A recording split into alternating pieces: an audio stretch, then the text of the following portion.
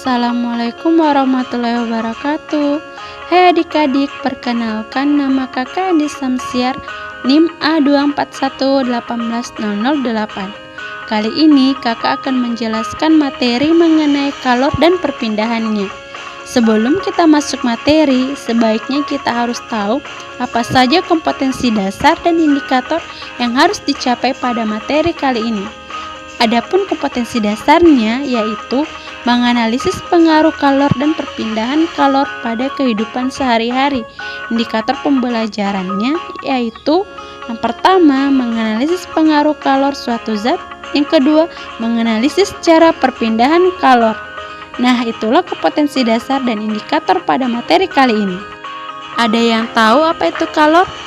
Nah, kalor adalah energi yang ditransfer dari satu benda ke benda yang lain karena adanya perbedaan temperatur.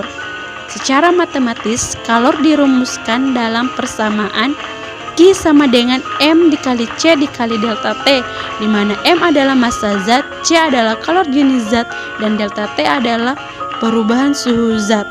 Nah, sekarang sudah tahu kan apa itu kalor? Sekarang kita harus tahu apa saja perpindahan kalor itu. Nah, perpindahan kalor ada 3, yaitu konduksi, konveksi, dan radiasi. Konduksi atau disebut juga hantaran adalah perpindahan kalor melalui suatu zat perantara di mana partikel-partikel zatnya tidak ikut berpindah. Contoh perpindahan konduksi yang pertama, ketika mengaduk teh menggunakan sendok logam, maka lama-kelamaan sendok tersebut akan terasa panas. Yang kedua, ketika kita memasak, tutup panci akan panas saat digunakan untuk memasak. Kemampuan menghantarkan kalor secara konduksi berbeda-beda tergantung zat padat yang digunakan. Oleh karena itu, ada 2 kategori dalam penghantaran kalor, yaitu konduktor dan isolator.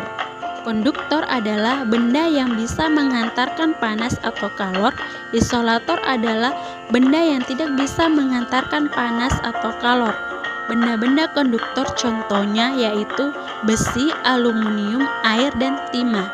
Benda-benda isolator contohnya yaitu kain, kayu, kertas, dan karet. Kedua, konveksi. Konveksi adalah perpindahan kalor yang melalui suatu perantara di mana partikel-partikel zat ikut berpindah. Konduksi terjadi pada zat cair dan zat gas. Contoh perpindahan konveksi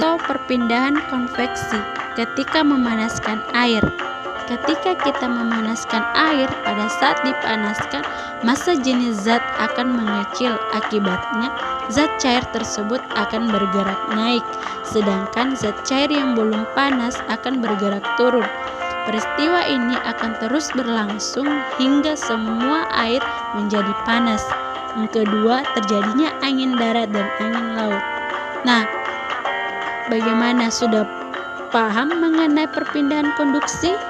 Selanjutnya kita beralih ke perpindahan yang ketiga, yaitu radiasi. Radiasi adalah perpindahan kalor tanpa zat perantara. Contoh perpindahan radiasi, yang pertama, panas matahari sampai ke bumi. Kedua, tubuh terasa panas saat dekat api. Ketiga, pakaian menjadi kering ketika dijemur di bawah sinar matahari. Nah, itulah tadi materi terkait mengenai kalor dan perpindahannya. Semoga bermanfaat. Sekian dan terima kasih.